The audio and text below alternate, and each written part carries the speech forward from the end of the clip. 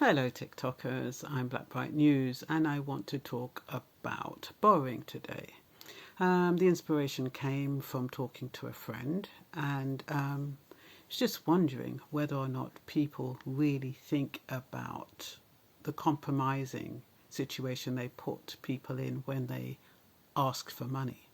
Now, a lot of people, when they ask for money, they don't just ask anybody. They've already investigated the person. They probably feel the likelihood of that person having money to lend them is very probable. And so they feel it's okay. It doesn't really matter about their lifestyle, why they're in the predicament that they are, why they're in a position to have to want to borrow. But the Bible does say anything that's borrowed must be paid back.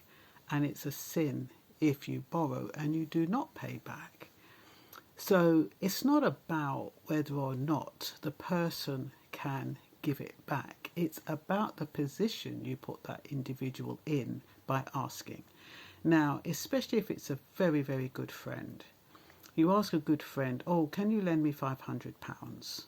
That person may have £500, but that £500 might be put aside for, for a rainy day, so to speak, or an emergency.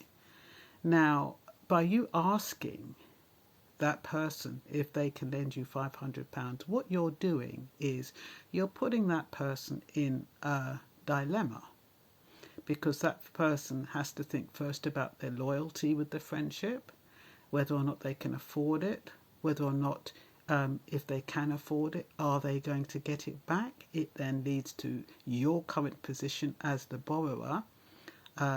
What kind of position are you in order to, can you pay it back? Now, if you think about the floods that have been going on, we've had India floods in August, we've had the Chinese floods, we've had the Libya floods where 11,000 people are missing or dead.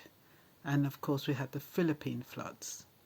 And in that situation you could say to yourself, okay, if the friend came and said, look, especially with Libya, I've got an uncle in Libya, I've had to send all my money over and I'm £500 short.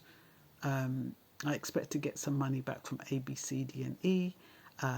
If you could lend me the money, that would be really appreciated. In this situation, you know that it is an unforeseeable event. It's not something anyone could have foreseen. It doesn't mean that that person has mismanaged their money. It means that there's a crisis happened, and a crisis can happen to anyone. So in that kind of situation, I would be more willing to lend. And so in that situation, if that was the friend who had who somebody had asked her for money, she could consider it. But if it's about mismanagement, if it's about poor choices, if it's about not thinking wisely and planning ahead, that is totally different. Why should somebody who has have to what's the word now, rescue somebody who has messed up? So my friend was in this dilemma, and what I'm saying here is that, when you're thinking about asking those questions, think about the position you're placing that person in. Think about the friendship. Think about what other alternatives you have. Think about why you are in that position, the position that you're in. Is it something that was beyond your control? Have you used your best endeavors to try to rectify your situation? And you can actually evidence that, so that your friend doesn't just feel as though, okay, I'm going to lend it to that person. They're not going to give it back, or they're not going to be in a position to give it back, not feeling that they have to write off. Because even if, say, for example, you've asked this lady for £500 for whatever reason, and that lady decides, your friend, your good friend, decides to lend you that £500, and then you're not in a position to pay it back when you say you're going to pay it back. And then the person who's lent the money to you, they then have a crisis. Maybe the roof's caved in, or the radiator's not working, or the car breaks down, or whatever. But it's something that the insurance won't cover. And they are now out of pocket because they have lent to you. And you're not in a position to pay it back. So it's fine when you're doing your calculations and trying to suss out who can I borrow money from, because when you get people who want to borrow, they sit there and they think, who can I borrow money from? And then they work it out before approaching that person. And it's not right, because they do say money is the root of all evil. And it's not that money in and of itself is the root of all evil. It's what it represents. It's how people abuse it and how people use it. And if a person is going to ask if they can borrow £500, and then knowing in their heart they're not sure how they're going to get that £500 to pay the person they borrowed from, then that's going to cause conflict. That's going to cause a rift in the relationship. And that's why they say money is the root of all evil, because then an argument will ensue. You'll say, oh, well, I thought I was going to get this money from here, this place or that place, and it didn't come through.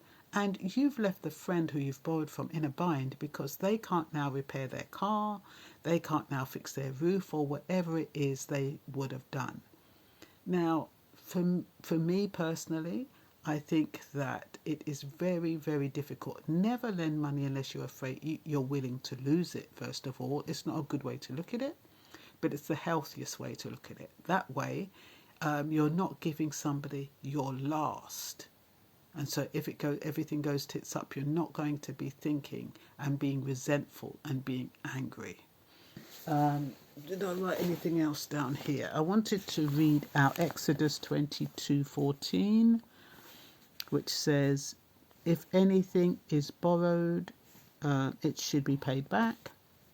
And Psalm 37:21 says, the wicked borrows but does not pay back, but the righteous is generous and gives. And that's what I mean. If you have it, you can give it, knowing that you're not going to get it back. And you could be considered righteous. But even then, it still depends on your state of mind. When you are saying, I can afford to lose it, are you saying that with a real, sincere mindset? Are you saying it as a last resort, as a way of dealing with the situation, not letting your friend down? Or are you doing it with a real open heart, saying, look, it's a gift. You don't have to tell them it's a gift, but in your mind, it's a gift, and you don't worry too much whether or not you get it back. See, lending and borrowing, it's one of those things that happens all the time. We do it, when you're borrowing houses, when you're renting if you're going to buy a car, sometimes people do it by hire purchase. If you're going to buy a home, you do it by mortgage. People are always borrowing in one way or another. Even with overdrafts, you're borrowing. But I'm talking about from within friendships and, colleagues at work, that kind of thing. Regular people who do not have a backup. Because with banks, they have a backup. If they lend you money for the insurance, they lend you money for the mortgage. They've got that insured, whether you pay it back or not. So, but an individual won't have that backup, and that's the difference. So do think about that. Think about how you're making that person feel who you are asking. Realize all the dynamics that could be going on in that request. And try to do what you can to mitigate against the stress and straining the relationship you have. And I think that's all I'm going to say for now. I'm dark shades on this one. Yes, on Black Bright News. Thank you for listening. Bye-bye.